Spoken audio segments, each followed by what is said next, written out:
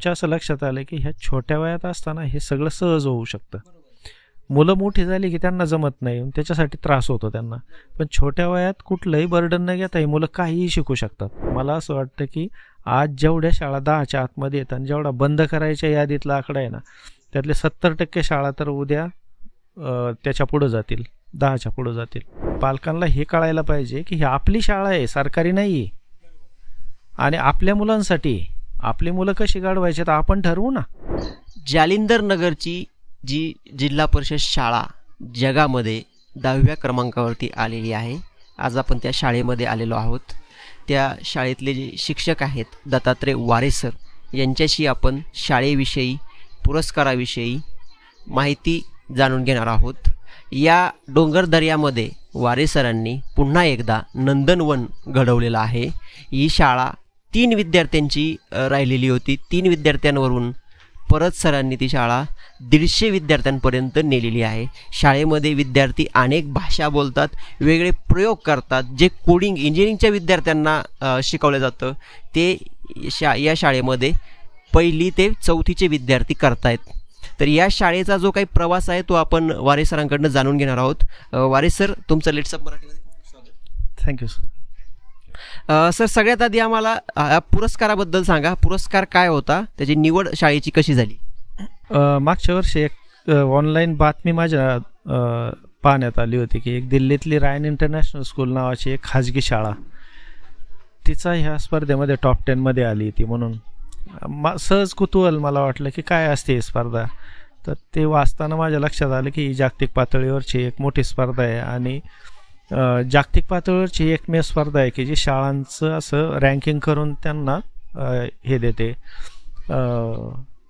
तर मग काम तरी तर करतच होतो. एक बाजू अशी होती की सरकारी शाळेच्या पातळीवर आम्ही चांगलं काम करतोय वाबळेवाडीपासूनच, आणि इथली पण शाळा खूप चांगल्या लेवलवर आली होती.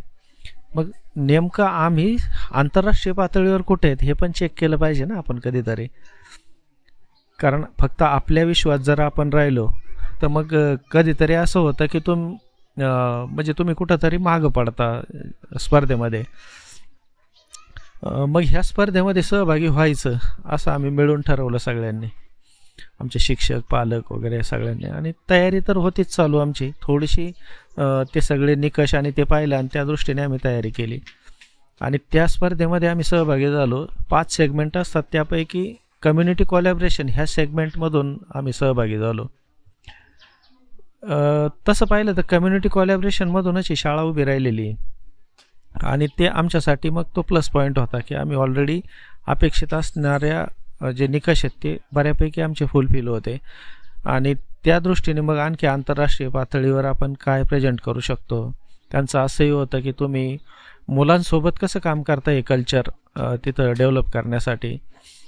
दुसरी गोष्ट अशी की काही इनोव्हेशन जे आहेत हे रेप्लिकेबल आहेत का, सगळीकडं जगभर त्याचा वापर होऊ शकतो का, असे काही इनोव्हेशन्स आहेत का, त्या रिसर्च बेस काही काम केलं आहे का तुम्ही शाळेमध्ये. समाज आणि शाळा यांचं ज्यावेळेस आपण कोलॅबरेशन म्हणतो किंवा कम्युनिटी एंगेजमेंट म्हणतो, ते कोणत्या पातळीवर आहे, कुठं कुठं तुम्ही त्यांचा सहभाग घेताय. म्हणजे देणगीपुरतंच फक्त तुम्ही करताय की मात्र इथं असं आहे की तुमच्या शाळेच्या आपल्या साफसफाईपासून तर मुलांना शिकवण्यापर्यंत, डिसिजन मेकिंगपर्यंत, पॉलिसी मेकिंगपर्यंत सगळे ग्रामस्थ आमचे सहभागी असतात, पालक सहभागी असतात. ह्या सगळ्याच्या अनुषंगाने त्या स्पर्धेमध्ये आम्ही सहभागी झालो. जे काही त्यांचे निकष होते त्यानुसार आम्ही काम करत गेलो.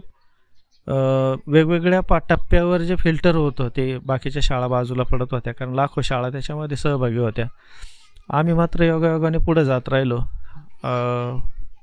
आणि शेवटी टॉप 10 मध्ये आलो.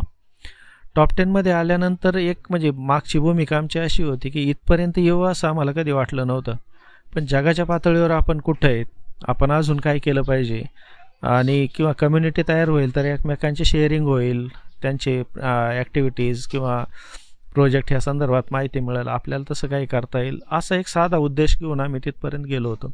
पण योगायोगाने आम्ही टॉप 10 मध्ये पोहोचलो. आता इथून पुढचा जो टप्पा शिल्लक राहतो संस्थेने सांगितलेलं असतं की टॉप 10मध्ये आल्यानंतर बाकी काय फार 19-20 राहत नाही. मग तुम्हाला कम्युनिटी वोटिंग हा किंवा पब्लिक वोटिंग हा एक क्रायटेरिया असतो त्यातली टॉपची शाळा निवडण्यासाठी. तर त्यासाठी आता वोटिंगचं काम चालू आहे. 9 जुलैपर्यंत ते चालू राहील. ह्या वोटिंगमध्ये ज्याला ईमेल आय डी आहे तो वोट करू शकतो आणि त्या वोटिंगच्या माध्यमातून ज्या शाळेला जास्तीत जास्त वोटिंग पडतील ती शाळा नंबर 1ची शाळा जगामध्ये होईल. आपल्यासाठी एक सकारात्मक बाजू कोणती की भारतातली एकमेव शाळा आहे टॉप 10मध्ये आणि बाकीच्या छोट्या छोट्या देशांच्या शाळा आहेत. कोस्टारिका, इंग्लंड, UAE, त्याच्यानंतर मेक्सिको, अर्जेंटिना, छोटे छोटे देश आहेत. आपल्या लोकसंख्येचा जरी विचार केला तर मला असं वाटतं की अगदी पोहोचलं आपल्या मार्फत सगळ्यांच्या पर्यंत हे जर पोहोचलं तर मला असं वाटतं की सगळ्यांनी मतदान आपली भारतीय शाळा जिंकवणं हा एक त्यातला भाग असतो. दुसरा भाग असा आहे की एक सरकारी शाळा जिंकते आत्ता, कधी नव्हे ती.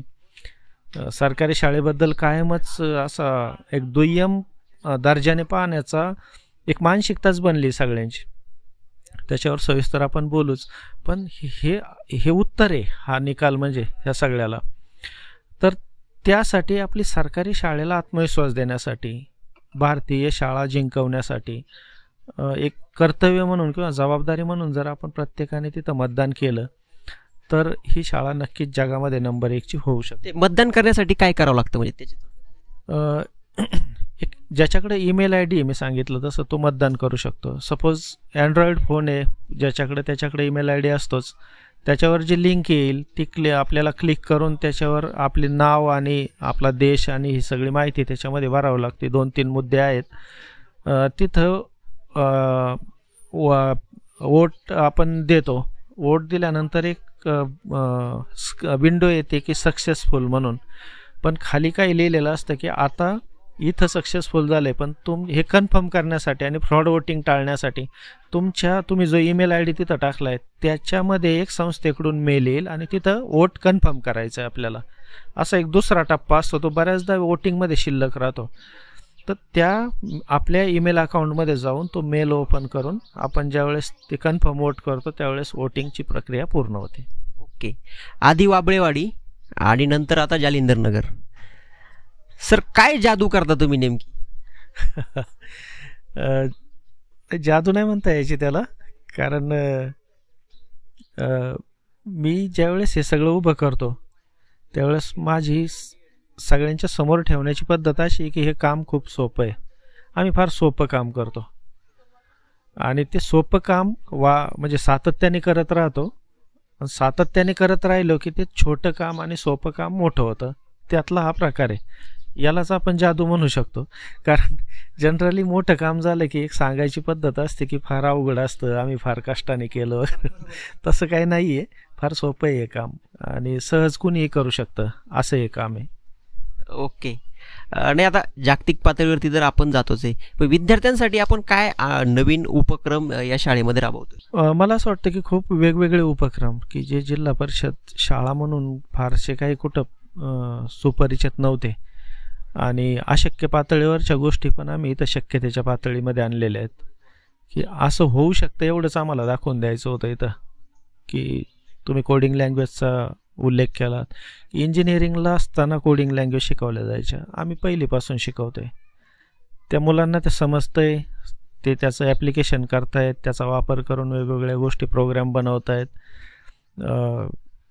व्हिडिओ गेम तयार करतायत किंवा त्यानंतर आणखी बरंच काही रोबोटिक्सवर काम करतायत.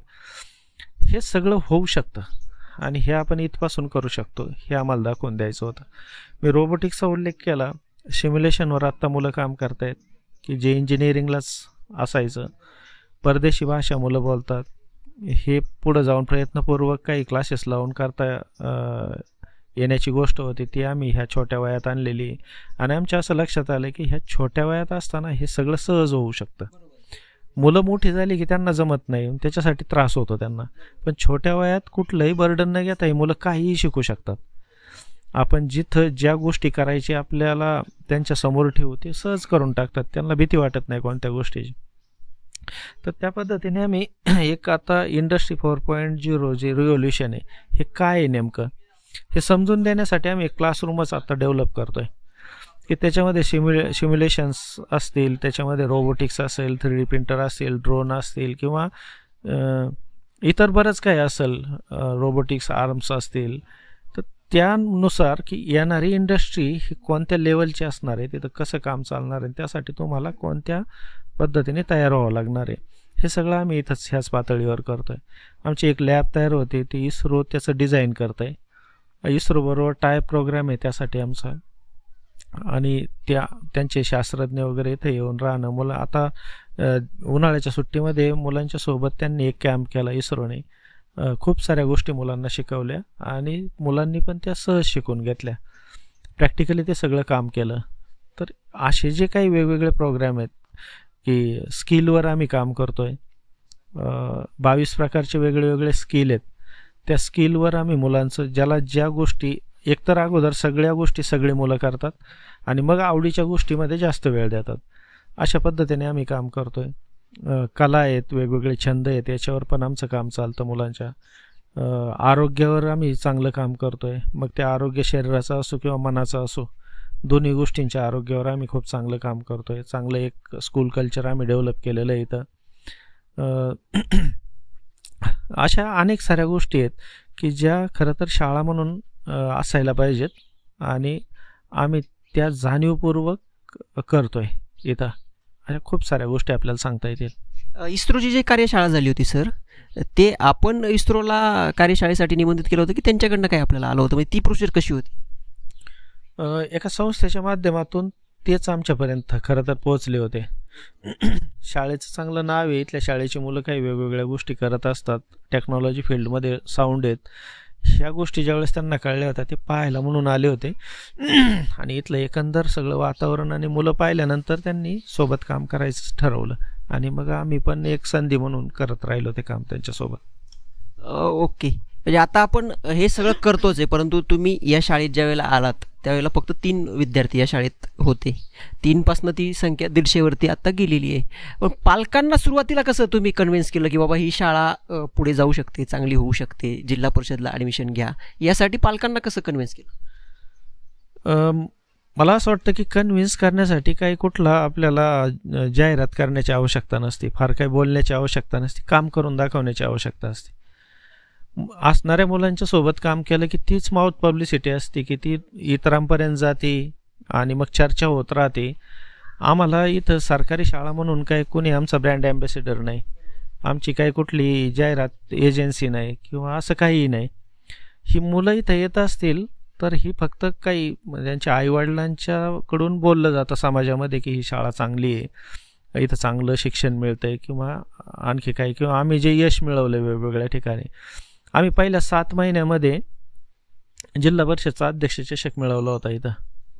त्यानंतर मुख्यमंत्री माझी शाळा सुंदर शाळामध्ये सुद्धा ही शाळा इथलं पहिली आली होती.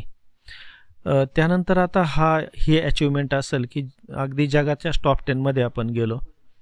ह्या गोष्टी पण समाजामध्ये पोचत असतात आणि त्यातून मग ॲडमिशन इकडं तर फार मागणी आहे लोकांची, की फार उत्सुकता आहे आणि फार इथे येण्याबद्दल अशी उत्साही आहेत माणसं.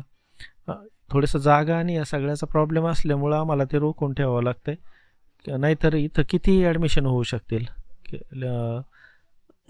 त्यासाठी असं काही खास करून आम्हाला कन्व्हिन्स करणं वगैरे, मला असं वाटतं की कन्व्हिन्स करण्यापेक्षा आपण आपलं काम चांगलं केलं पाहिजे आणि आपल्या कामाच्या याच्यावरून ॲडमिशन आणि ह्या सगळ्या गोष्टी आपोआप होत राहतील. ही शाळा सुरुवातीला बंद पडण्याच्या यादीत होती ज्यावेळेस मला मिळाली होती आणि मला तशी कल्पनाही दिली होती बाकीच्या माणसांनी की अरे ती शाळा बंद पडण्याच्या यादीतली. पण मला पूर्ण आत्मविश्वास होता की कशी असू द्या, 1 वर्षामध्ये तिचं चित्र आपण पालटून टाकू. आता वाबळेवाडीत काम करताना हा सगळा अंदाज येऊन गेला होता आणि एक फॉर्म्युला तयार झालेला आहे. आता लोकांबरोबर कसं आपण हे केलं पाहिजे, डील केलं पाहिजे, कोऑर्डिनेट केलं पाहिजे, शाळेबरोबर किंवा मुलांबरोबर कसं केलं पाहिजे, एक शाळा म्हणजे कशी असली पाहिजे, त्याच्यासाठी आपण कसं प्रयत्न केले पाहिजे, त्याचा प्लॅन कसा असला पाहिजे, त्याचा ॲक्शन प्लॅन कसा असला पाहिजे, ह्या सगळ्या गोष्टी आता जवळपास एक फॉर्म्युलासारख्या फिट झालेल्या आहेत. इक्वेशन असतं ना गणितातलं, त्याच्यामध्ये किमती टाकल्या की उत्तर आपोआप निघणार आहे. इतकं सगळं क्लिअर झालं आहे आता ते. नाही, एकीकडे जिल्हा परिषदेच्या शाळा बंद पडतात राज्यामध्ये. अनेक ठिकाणी आता तर काही ठिकाणी तर असं दिसतंय की त्या शाळेमध्ये कमी विद्यार्थी असतील, 20च्या खाली विद्यार्थी असतील, तर ते विद्यार्थ्यांना दुसऱ्या शाळेमध्ये ट्रॅव्हल्स करून न्यायचं, वेगळ्या बसेसनी त्यांना न्यायचं. तर शिक्षकांचं जे काही अतिरिक्त शिक्षक ठरत आहेत बऱ्यापैकी बऱ्याच शाळांवरती, तर हे सगळे एकीकडे चालू असताना ही शाळा मात्र जिल्हा परिषदेची जागतिक पातळीवरती आपलं नाव कमावतीये. तर इतर शाळांसुद्धा ह्या अशा होऊ शकतात, यासाठी काय केलं पाहिजे? एकतर बंद पडण्याचा जो तुम्ही प्रश्न सांगितला त्याच्या संदर्भात थोडंसं बोलू आपण, मग इतर बाबतीत आपण चर्चा करूयात. 10च्या आतमध्ये पट आला म्हणजे शाळा बंद केली जाईल असं जर असेल तर मला असं वाटतं की तो काही फारसा मोठा आकडा नाही आहे की जो आपल्याला गाठता येणार नाही. शिक्षकांनी आणि तिथल्या गावकऱ्यांनी जर ठरवलं, समजा आज ठरवलं त्यांनी, आणि आज एकमेकांच्या सोबत बैठकीला बसले आणि त्यांनी सांगितलं शिक्षकांनी की गुणवत्ता तुम्हाला आमच्याकडून मिळेल, काळजी करू नका, आणि गावकऱ्यांनी शिक्षकांना सांगितलं की तुम्हाला जे बाकीचं पाठबळ पाहिजे, भौतिक सुविधा आणि ते, आम्ही त्यांचे पालक म्हणून तुम्हाला खात्री देतो की ते सगळं तुम्हाला आमच्याकडून मिळेल, काळजी करू नका, आणि आपली आपली मुलं इथं टाका, काम सुरू. तर मला असं वाटतं की आज जेवढ्या शाळा 10च्या आतमध्ये येतात आणि जेवढा बंद करायच्या यादीतला आकडा आहे ना, त्यातले 70% शाळा तर उद्या त्याच्या पुढं जातील, 10च्या पुढं जातील. एकमेकांच्यावरचा विश्वास आणि ती जी संवाद आहे, तो संवाद कुठंतरी कमी पडला आहे, म्हणून हे सगळा प्रॉब्लेम वाढायला लागलेला आहे. मला वाटत नाही की हा सरकारी प्रॉब्लेम आहे. मला वाटतं की हा एकंदर आम्ही शिक्षक आणि समाज आमच्या मानसिकतेतला कुठला तरी न्यूनगंड आहे, त्याच्यामुळे हे सगळं डेव्हलप झालं आहे, हा प्रॉब्लेम क्रिएट झाला आहे. तर तो तिथंच दुरुस्त होऊ शकतो. दुसरी गोष्ट की हे असं का होतं आहे किंवा का अशी मानसिकता तयार झालेली आहे, तर पूर्वीपासून आत्तापर्यंत सरकारी शाळेला दुय्यम दर्जा देण्याची एक स्वाभाविक मानसिकता तयार झालेली आहे. की आपण असं म्हणतो की परदेशातल्या शाळा चांगल्या, त्यानंतर आपण म्हणतो खाजगी शाळा चांगल्या. खाजगी शाळाला सुद्धा 2 भाग पडतात, एक तर सिटीमधल्या खाजगी शाळा आणखी चांगल्या, आणि मग त्यांच्यापेक्षा थोड्या कनिष्ठ दर्जाच्या खेडेगावातल्या खाजगी शाळा, आणि मग त्यानंतर आमचा नंबर लागतो सरकारी शाळा म्हणून. आम्ही आता याच्यापेक्षा पलीकडे जाऊन सिद्ध काय करायचं की टॉप 10मध्ये एक सरकारी शाळा जाऊ शकते. मी शिक्षक आहे तसे बाकीचे सगळे शिक्षक आहेत, आमच्या गावचे लोक आहेत तसे सगळ्या गावांमध्ये लोक आहेत. फक्त विचार तिथे येतो की आपल्याला आधी कॉन्फिडन्स आला पाहिजे ना, आपण ते ठरवलं पाहिजे. प्रत्येक शाळा अशी होऊ शकते, लिटरली सांगतो, याच्यात कुठलाही अतिशयोक्ती नाही. राज्यातली जिल्हा परिषदेची प्रत्येक शाळा अशी होऊ शकते. राज्यातली जिल्हा परिषदची प्रत्येक शाळा अशी होऊ शकते, जागतिक दर्जाची होऊ शकते. इतकंच काय, म्हणजे खाजगी आणि इतर सगळ्या सिस्टीमला पाठीमागं टाकून पुढे येण्याची क्षमता सरकारी शाळेत आहे, हे ह्या निमित्ताने पण सिद्ध झालंय. आणि ऑलरेडी ती क्षमता सुप्तावस्थेत आहे, जागृत होण्याचं फक्त इथं गरज आहे. ती जागृती आणि तो आत्मविश्वास एकदा आला की सरकारी. आणि अजून एक सांगतो तुम्हाला, मी फार याच्यापूर्वी मला कुठं बाहेर पडणं किंवा काही पाहणं झालं नव्हतं, मी काही वाचलं पण नव्हतं या संदर्भात, मी मुद्दाम कुठं पाहिलं नव्हतं आणि मुद्दाम वाचलं नव्हतं, हे पण सांगतो मी आवर्जून. त्याला कारण असं की मला काम करताना काही डोक्यातून कल्पना येत होत्या आणि त्या इम्प्लिमेंट करत होतो, तोपर्यंत मला कशाचा प्रभाव नको होता माझ्या विचारांच्यावर. जोपर्यंत आतून येते आणि काहीतरी उभं राहते तोपर्यंत प्रभाव होऊन काही नको, कॉपी पेस्ट नको कशाचं, म्हणून तर करत राहिलो. आता ह्या टप्प्यापर्यंत की जिथं आम्ही टॉप 10मध्ये आलो, ह्या टप्प्यापर्यंत येताना सगळं काही आपल्या डोक्यात चाललंय. सरकारी शाळा म्हणून आपण जे पाहतोय आजूबाजूचं वातावरण, त्याला रिलेटेड, त्याला अनुषंगून काही गोष्टी करता येतील त्या आम्ही केल्या, त्याचा परिणाम आपल्याला आता दिसतोय. त्यानंतर मुंबईतल्या काही अल्टरनेटिव्ह एज्युकेशन सिस्टीम मी पाहायला गेलो होतो. त्यानंतर स्वीडन आणि फिनलँड इथल्या शाळा, ज्या बाबळेवाडीच्या शाळांबरोबर आमच्या टायअप असायच्या, त्या शाळा पाहिल्या. आणि आत्ता मार्चमध्ये शासनाच्या वतीनेच सिंगापूरच्या अभ्यास दौऱ्यासाठी गेलो होतो. हे जे 3 देश आहेत हे जगातले पहिल्या दुसऱ्या नंबरवर राहिलेले देश आहेत शिक्षणाच्या बाबतीत. आणि अल्टरनेटिव्ह एज्युकेशन ज्या मी पाहिल्या मुंबईत जाऊन, त्या एक चांगल्या पद्धती म्हणून त्या जगभर त्यांचा नावलौकिक आहे. हे सगळं पाहिल्यानंतर, त्याचा तुलनात्मक अभ्यास केल्यानंतर मी याच्यामध्ये फार लहान तोंडी मोठा घास म्हणून बोलतोय असं नाही, पण ह्या सगळ्या सिस्टीमपेक्षा परदेशातल्या जगात नंबर 1-2 वर राहिलेल्या देशांच्या शाळांपासून सांगतोय. तर अल्टरनेटिव्ह एज्युकेशन, मग द बिग पिक्चर असेल, ऑल्डॉर्फ असेल, किंवा त्याच्यानंतर फिनिश एज्युकेशन सिस्टीम असेल, किंवा सगळ्या शाळांच्या बद्दल मी बोलतोय. ज्यावेळेस हा तुलनात्मक विचार केलाय ना, आपली जिल्हा परिषदची जी फिलॉसॉफी जिल्हा परिषद शाळेची, मी थोडा तसा पण विचार केला ना, की त्यांनी त्यांची फिलॉसॉफी मांडताना कशाचा विचार केला होता, ते कसे त्या संदर्भात विचार करतात, किंवा त्यांच्या ॲक्टिव्हिटीज, किंवा मुलांना त्यांना कसं घडवायचं आहे, वे ऑफ डेव्हलपिंग काय आहे त्यांचं नेमकं आहे, कसा विचार करतात त्याच्यावर. ह्या अँगलने ज्यावेळेस मी 28-29 वर्ष जेडपीत काम करतोय किंवा सरकारी शाळेत काम करतोय, त्या अँगलने ज्यावेळेस मी विचार केला, मला आपली जिल्हा परिषदचं कल्चर, फिलॉसॉफी, पॅडागॉजी ही सरस वाटली त्यांच्यापेक्षा. आणि तो आत्मविश्वास मला त्याच्यानंतर आला की अरे, आपण जे सरकारी शाळा म्हणून काम करतोय ना, हे सर्वोत्तम आहे. तुम्हाला सांगतो मी, आपला देश आणि आपली माणसं सुप्तावस्थेत आहेत. ज्यावेळेस ही जागृती येईल ना, आपल्या देशासमोर आपल्याला ज्ञान शिकवायला कुणीही उरणार नाही या जगामध्ये. ह्या शाळेचा पहिला नंबर येणं हे हलवून जागा करण्याचा प्रकार आहे प्रत्येकाला. एकदा का ते झालं, आपल्याला विश्वगुरु म्हणतात ते उगाच नाही म्हणत, हा प्रकार अगदी समोर येईल तुमच्या. आणि मग हे करत असताना मी त्या सिस्टीमचा अभ्यास पण केलेला आहे, आणि त्या अभ्यासाच्या नंतर बोलतोय. आपल्या पार्श्वभूमीवर मी त्यांचा अभ्यास केलाय, आणि त्यानंतर हे माझं मत मी इथं मांडतोय की आपली फारच उत्तम व्यवस्था आहे. फक्त याला थोडीशी प्रशासन पातळीवरून किंवा वैयक्तिक जो न्यूनगंड तयार झालाय ना आमच्यामध्ये, की सगळेच जण तुम्हाला जर कमजोर म्हणत असतील, कनिष्ठ समजत असतील, तर तुम्ही स्वतःलाही तसंच समजता कधी कधी. ती मला वाटतं की राजस्थानमध्ये कुठंतरी एका समाजामध्ये असं आहे की त्यांना हिरवं झाड तोडायचं नसतं, मग वाळलेलं झाड मात्र ते तोडतात.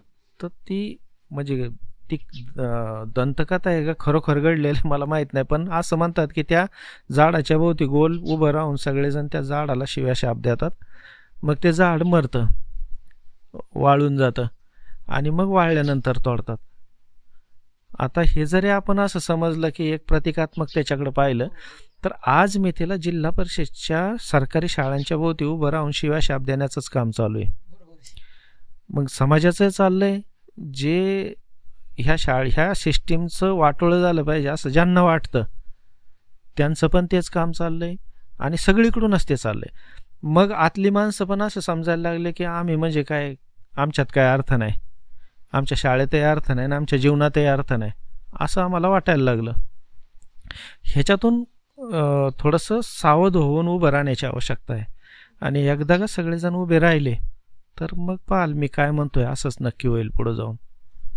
सरासरी असा प्रश्न एक जनरल विचारात येतो की सगळ्या शिक्षकांची जी काही मुलं आहेत, ही जिल्हा परिषदचे शिक्षक जे आहेत यांची मुलं ही प्रायव्हेट शाळांमध्ये आहेत किंवा इतर ठिकाणी ते कुठेतरी शिकायला जातात, आणि शिक्षकांचीच मुलं त्या शाळेत शिकत नाही, तर मग आपली मुलं का टाकायची, हा एक असा समज समाजामध्ये आहे.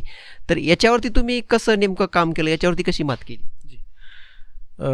मी काय केलं, माझी मुलं तर जिल्हा परिषदमध्ये शिकवली, कारण मला पूर्वीपासूनच मी आत्ता जे काय बोललो जिल्हा परिषद शाळेच्या एकंदरच क्षमतेबद्दल, हा मला पूर्वीपासून त्याच्यावर पूर्ण विश्वास आहे. जर चांगली मुलं घडवायची असतील सगळ्या बाजूने, शैक्षणिक असू द्या, सामाजिक, मानसिक, बौद्धिक, सगळ्या गोष्टी, तर जिल्हा परिषदला पर्याय नाही. चांगले शिक्षक तिथं असतील, तुमच्या मुलांचं आयुष्य मार्गी लागलं असं समजून चालायचं. आता कुणी जर खाजगी शाळेत आपली मुलं टाकीत असेल, ठीक आहे, प्रत्येकाला तो अधिकार दिलाय की आपलं काय करायचं आपल्या मुलांबद्दल हे जास्त त्यांनी ठरवायचं, पण जर आपण दुसऱ्यांची मुलं शिकवित असो तर मग आपली मुलं त्या सिस्टीममध्ये शिकलीच पाहिजेत. एकतर मग त्या सिस्टीमवर आपला विश्वास नाही किंवा स्वतःवरच आपला विश्वास नाही असं होतं ते. आता दुसरी गोष्ट सांगतो. ठीक आहे, खाजगी शाळेत गेली मुलं. कुणाला असं वाटतं का की खाजगी शाळेमध्ये गेल्यानंतर मुलांचं फार कल्याण होतंय? मी सांगतो, इथं जर नुकसान होतंय जिल्हा सरकारी शाळेत असं जर कुणाला वाटत असेल तर एक साधं गणित सांगतो, साधं समीकरण सांगतो. इथं फुकट नुकसान होत असेल, तिथं पैसे देऊन नुकसान होत. ह्याच्यापेक्षा वेगळं काही नाही आहे तिथं. आणि याच्यापेक्षा जास्त नुकसान होत आहे. साधी गोष्ट आहे, तुमच्या हातात तुमची शाळा आहे तुमच्या गावात. पालकांना हे कळायला पाहिजे की ही आपली शाळा आहे, सरकारी नाही आहे. आणि आपल्या मुलांसाठी आपली मुलं कशी घडवायची तर आपण ठरवू ना. ठीक आहे, सरकार त्यांना ज्या गोष्टी त्यांनी केल्या पाहिजे ते त्यांनी केल्या. जागा आहे, इमारत आहे, शिक्षक दिलेत तिथं. आता त्या शिक्षकांनी तुम्ही मिळून ठरवायचं की इथं कसं काम करायचं. छोट्या मोठ्या गोष्टी असतील आपण उभ्या करून द्यायच्या. आपण कशाला आहेत, मुलं आपली शिकणार आहेत. आपलं मुलं जर चांगलं शिकावं असं आपल्याला वाटत असेल तर शाळेबरोबर आपण काम केलं पाहिजे. तिकडं हजारो रुपये द्यायची आपली तयारी असते, पण सरकारी शाळेला कधी खिशात हात घालायची वेळ आली तर आपली तयारी नसते. मग हा मात्र थोडासा विरोधाभास होईल. आणि सगळ्यांनीच केलं पाहिजे असं काही नाही. ज्याची क्षमता आहे त्यांनी शाळेला मदत केली पाहिजे. ज्याची क्षमता नाही तो किमान श्रमदान करेल, किमान कुठल्या त्यांच्या उपक्रमामध्ये सहभागी होईल किंवा हितचिंतक तरी राहील त्या शाळेचा. ज्यांच्याकडे क्षमता नाही ती माणसं, ती मुलं मोफत लाभार्थी म्हणून त्याचा लाभ घेतील. ह्या पद्धतीने आपण सरकारी शाळांकडे पाहिलं पाहिजे. ही आपली शाळा आहे, आपण ठरवायचं. व्यवस्थापन समिती केली जाते, ती कशासाठी केली जाते, तिथले निर्णय तिथंच व्हावत आणि आपली शाळा आपल्याला खूप चांगल्या पद्धतीने चालवता आली पाहिजे. याच्यासाठी तर हे सगळे प्रयोग आहेत किंवा या सिस्टीमच्यात. तर मला असं वाटतं की ह्याच्यावर अविश्वास दाखवून आपण जिथं जातोय तिथं तर पूर्ण इकडचंही राहत नाही आणि तिकडचंही राहत नाही. हे माझा अनुभव नाही. जिल्हा परिषदच्या शाळांना परत मुलं वाढायला लागलेत, हा कुठंतरी भ्रमनिरास झाला आहे आणि आता आपण योग्य ठिकाणी गेलं पाहिजे म्हणून तर वाढायला लागलेत. तर हा जो एक गेल्यावर ठेस लागल्यावरच शहाणं व्हायचं का, पुढच्याचा अनुभव घेऊन पण शहाणं झालं पाहिजे आपण. आणि शिक्षकांनी कुणी जर तिथं मुलं टाकले असतील तर ते पूर्ण चुकीचं आहे. दोन दृष्टीने चुकीचं आहे. एक तर तुमच्या मुलांचं तिथं नुकसानच होते आणि दुसरी गोष्ट आपण बाकीच्या मुलांना जिथं शिकवतो तिथं आपली मुलं शिकलीच पाहिजेत. शाळा डेव्हलप करताना याच्यामध्ये जेव्हा खाजगी भागीदारीचा किंवा आपण काही पालकांना म्हणतो की या शाळेसाठी मदत करा, तर हे करताना पालकांच्या समोर पालकांना तो विश्वास वाटला पाहिजे की बाबा हे नक्कीच आपण जे काही समजा शाळेसाठी मदत करू ती योग्य हातामध्ये जातीये आणि योग्य प्रकारे तिचा तिथं उपयोग केला जाईल. तर हे करताना शिक्षकांवरती असा दबाव येतो की कशाला आपण जायचं पालकांकडे, हे कशाला आपण अंगावर घ्यायचं. तर या सगळ्या गोष्टी तुम्ही कशा हँडल करता? वाबळेवाडीची एक पद्धत सांगतो तुम्हाला की लोकसहभागाचं काम आम्ही कसं केलं. त्यानंतर त्या लोकसहभागावरून खूप सारं रामायण महाभारत घडलं, पण आम्ही जी पद्धत करीत होतो ना ती पद्धत नंतर योग्य ठरली आणि सगळ्यांना ज्यांनी ज्यांनी आमच्यावर आक्षेप घेतले होते त्यांना नाक मुठीत धरून म्हणावं लागलं की तुमचं बरोबर आहे. हे प्रॅक्टिकली आम्ही एका ट्रॅकमध्ये हे सगळं सिद्ध करून दाखवलं. आता ती पद्धत काय होती ते सांगतो. शिक्षकांकडे पैसा जाणं आणि शिक्षकांनी त्याचा खर्च आणि जमा खर्च पाहणं ही गोष्ट आक्षेप घेण्यासाठी फार सोपी असते. कुणीही म्हणू शकतो भ्रष्टाचार झाला. आजकाल तर काय त्याला कारणच लागत नाही, काय कुणी कुणाला काही म्हणू शकतो. तर त्या गोष्टी होऊ नयेत म्हणून काय करायचं, वाबळेवाडीमध्ये आम्ही काय केलं, ग्रामसभेमधून एक समिती तयार केली जी व्यवस्थापन समितीपेक्षा वेगळी होती. व्यवस्थापन समितीला मुख्याध्यापक जबाबदार असतो ना, ही एक वेगळी समिती तयार केली आणि ती तशा पद्धतीने काम करण्यासाठी एक GR पण आहे त्यावेळेचा आंतरराष्ट्रीय शाळा प्रकल्पातला, की ह्या शाळेमध्ये ह्या गावामध्ये ग्रामसभेतून तिथं आम्ही 8 माणसं निवडली. ही 8 माणसं शाळेच्या आर्थिक व्यवहाराशी संबंधित काम करतील. ही 8 माणसं त्यांचं एक बँक अकाउंट असेल, ते जमा खर्च पाहतील, त्याचं जमा खर्च करून तो सगळ्या गावाला दर महिन्याला सांगतील. दर महिन्याला त्या सगळ्या गावातल्या लोकांच्या त्याच्यावर सह्या होतील आणि त्याचं लोकल ऑडिट तर होणार, सोशल ऑडिट, पण त्याचं जनरल ऑडिट पण दरवर्षाला केलं जाणार. आता खर्च करताना ज्यांच्या नावावर पैसे आहेत त्यांनी कुठं जाऊन कुठली गोष्ट ठरवायची नाही. शाळेने सांगायचं आम्हाला अमुक गोष्ट पाहिजे, शाळेने सांगितलं की लॅपटॉप पाहिजे. आता त्या गावामध्ये कोण माणसं अशी आहेत की ज्यांना ह्या संदर्भातली समज आहे, ती माणसं जातील, 4 ठिकाणी पाहतील, योग्य ठिकाणी ठरवून येतील आणि ती गोष्ट यांना सांगतील की इथं आम्हाला योग्य वाटलं, आम्ही तिथं ठरवलंय. ज्यांच्याकडे पैसे आहेत त्यांनी फक्त ते चेक द्यायचा, ती वस्तू शाळेत पोचते, आम्ही त्याची रिसीट परत ज्यांच्याकडे नावावर पैसे आहेत, जे 8 जण आहेत त्यांना द्यायची.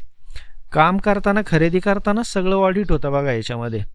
पुढच्या वेळेस वस्तू बदलली, माणसं बदलतील खरेदी करणारी, सगळं गाव इन्व्हॉल्व होतं याच्यामध्ये, या प्रोसेसमध्ये. आणि सगळ्यांना सगळं माहीत असतं. दर महिन्याच्या 1 तारखेला मीटिंग बसते आणि तिथं सगळ्यांना वाचून दाखवलं जातं, सगळ्यांच्या सह्या त्याच्यावर होतात आणि पुढं काय करायचं ते ठरवलं जातं. शाळा सुधार समिती आम्ही त्याला म्हणायचो. त्या पद्धतीने ह्या सगळ्या सिस्टम तिथं चालायच्या. इथं पण त्याच पद्धतीने केलं. त्यावेळेस जे काही आक्षेप आले होते, जो काही त्रास झाला होता मला, अर्थात तो त्रास मी मानून नाही घेतला, तो दिसायला त्रास दिसतो, वास्तविक आम्ही फार एन्जॉय केलं होतं ते सगळं. काय एन्जॉय केलं होतं ते पण सांगतो. आपला हेतू मॅटर करतो सगळ्याला, की तुम्ही काम करताना किंवा एखादी गोष्ट करताना तुमचा हेतू काय, तो जर शुद्ध असेल आणि तुमचं काम जर त्या पद्धतीचं असेल तर तुम्हाला कशाची चिंता करण्याची आवश्यकता नसते. एक. दुसरी गोष्ट, जर तुम्ही काही चांगल्या हेतूने आणि लॉजिकल वाटणाऱ्या गोष्टी केल्या असतील, की ह्या ठिकाणी हा निर्णयच घेणं योग्य आहे, याच्या पलीकडे दुसरा निर्णय नाही, हे लॉजिकला पटलं, निर्णय घेतला, जरी तो नियमात आत्ताच्या कुठं नसेल, पण एक गोष्ट मला पक्की माहिती आहे की लॉजिकल इज लिगल, ती कुठं ना कुठं कायद्यात बसतेच. जी माणुसकीच्या दृष्टीने केलेली गोष्ट असते ती कायद्यात बसतेच. कारण कायदेच तयार होताना माणुसकीची भावना ठेवून डोळ्यासमोर ते कायदे तयार झालेले आहेत. समतेची, समानतेची सगळी भावना त्या कायद्यामध्ये आपल्याला कुठं ना कुठं सापडते. हा अडकवण्याचा जो प्रकार असतो तो त्यातल्या पळवाटा शोधून केलेला असतो, पण शेवट अंतिम ते टिकत नाही. त्यामुळं अशा काही गोष्टी इथं असं झालं. त्यावेळेस एक मन पडली होती की काम असं करू नका, नाही तर चांगलं करू नका, नाही तुमचा वारे गुरुजी होईल. तर त्या ज्या म्हणी आहेत, ह्या म्हणींना पण कुठंतरी पुन्हा एक उत्तर द्यायचं होतं ना आम्हाला. मग ही शाळा पण तशीच डेव्हलप केली. तोच लोकसहभाग, तोच प्रकार, तेच सगळं. एक मला 28 वर्ष तिथं काम केल्यानंतर एक खात्री झालेली की तुम्हाला सरकारी शाळा जर मोठ्या करायच्या असतील आणि मोठ्या करून टिकवायच्या असतील, लोकसहभागाशिवाय पर्याय नाही. त्या लोकांना तुम्हाला थोडक्यात एक चौकटीतली ॲटॉनॉमी पण दिली पाहिजे की तुम्ही तुमचे निर्णय काही प्रमाणात घेऊ शकता, तुम्ही तुमच्या मुलांच्या संदर्भात काही निर्णय करू शकता आणि तशा पद्धतीचं काम करू शकता. हे सगळं त्यांना सोबत घेतल्याशिवाय आपल्याला करता येणार नाही. कारण सुपरविजन सिस्टीम तुमच्याबरोबर 24 तास नाही आहे, पण गाव तुमच्यासोबत 24 तास असतं. तर त्यासाठी ह्या गोष्टी होणं आवश्यक आहेत, म्हणून आम्ही त्या केल्या. इतकंच नाही, आत्ताचं एक लेटेस्ट सांगतो तुम्हाला की ह्या स्पर्धेमध्ये आम्हाला ज्यावेळेस सहभागी व्हायचं होतं ना, त्या स्पर्धेमध्ये सहभागी होताना दुसरे आणखी 4 सेगमेंट होते ना शिल्लक, की तुम्ही ॲडव्हर्सिटीवर मात करून कशी एक शाळा बनवली. तर मग ही शाळा ॲडव्हर्सिटीमधूनच मात करून आम्ही इथं पण नंबर आणला असता त्या सेगमेंटमध्ये. दुसरी एक होती की पर्यावरणावर तुम्ही कसं काम केले. पर्यावरणावर इथं फार सुंदर काम झालेलं आहे. ती तर शाळा 0 एनर्जी होती, आम्ही त्यात पण नंबर आणला असता. बाकीचे सगळे सेगमेंट सोडले आणि कम्युनिटी कोलॅबरेशनमध्येच आम्ही का सहभाग घेतला, तर लोकसहभागाला जसं आम्ही इथं काम करून दाखवलं, सिद्ध केलं, त्याला जगमान्यता पण घ्यायची होती आम्हाला, की कम्युनिटी कोलॅबरेशनमधून शाळा उभी राहिली आणि ती जगमान्य झाली. ह्याला पर्याय नाही, हे तुम्हाला करावंच लागणार. तर हे होते वारे सर. या शाळेमध्ये नवीन काय संकल्पना त्यांनी राबवलेल्या आहेत हे त्यांनी सांगितलेलं आहे. पुन्हा एकदा त्यांनी देशातच नाही, राज्यात नाही, देशात नाही, तर जागतिक पातळीवरती आपली शाळा नेऊन दाखवलेली आहे. राज्यातली प्रत्येक शाळा अशी होऊ शकते. त्यासाठी सरांनी सांगितलं की शिक्षकांची मानसिकता आणि लोकसहभाग हा सगळ्यात महत्त्वाचा आहे. त्यामुळे आज ज्या काही राज्यातल्या जिल्हा परिषद शाळा या बंद होण्याच्या मार्गावरती आहेत, त्याला पुन्हा या शाळेच्या यशामुळं, या शाळेच्या नंबरमुळं एक नवी ऊर्जा मिळेल आणि याच्यातनं आणखी नवीन शाळाच या शाळेसारख्या राज्यामध्ये उभ्या राहतील. वेगवेगळ्या मुलाखती आणि व्हिडिओ पाहण्यासाठी बघत राहा लेट्सअप मराठी. धन्यवाद. सोशल मीडियाच्या भाऊ गर्दीत विश्वासार्हतेने चकाकणारे नाव म्हणजे लेट्सअप मराठी. सगळ्यांना, सगळ्या नागरिकांना ती स्पीच, ती लेट्सअप वरील मुलाखती म्हणजे विचारांचा खजिना. त्यानंतरच्या निवडणुकीमध्ये मला सोडून गेले. बातम्या केवळ वस्तुस्थिती सांगणाऱ्या, न प्रोपगंडा, फक्त जनतेचा अजेंडा. क्योंकि आने वाला कल जाने वाला है, जाने वाला कल आने वाला है. राजकारण, मनोरंजन असो की क्रीडा क्षेत्र, महाराष्ट्राची स्पंदने संवेदनशीलतेने टिपणारे माध्यम म्हणजे लेट्सअप मराठी. जगासोबत एक पाऊल पुढे राहण्यासाठी लेट्सअपचे ॲप, सोशल मीडिया आणि वेबसाईट सोबत कनेक्टेड रहा.